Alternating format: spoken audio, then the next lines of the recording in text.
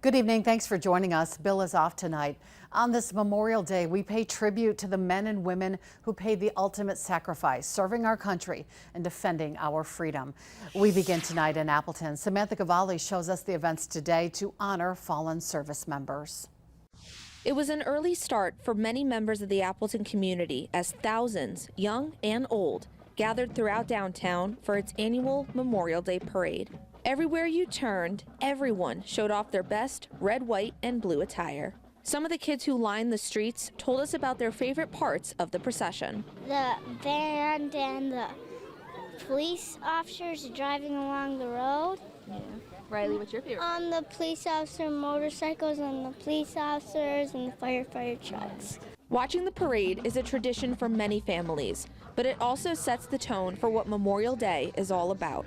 Honoring and remembering those who made the ultimate sacrifice. I have a brother that served in Vietnam and need to honor these people and thank them for our freedoms. We're very excited. We are very proud to support all who served. After the procession, a moment of remembrance ceremony taking place inside the Riverside Cemetery, where live renditions of our national anthem and other patriotic music were played and sung aloud.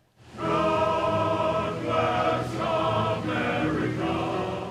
This year's keynote speaker, a junior at Appleton East High School, spoke of Francis Scott Key witnessing the Battle of Fort McHenry, after which he would ultimately write the Star-Spangled Banner. Our freedom is not a guarantee.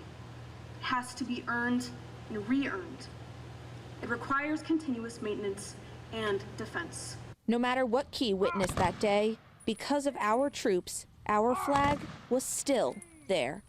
As our country continues to face challenges and threats, I believe that we too will emerge stronger and better.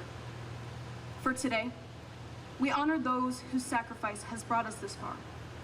Thanks to you, our flag is still there. Long may she wave. In Appleton, Samantha Cavalli, Action 2 News.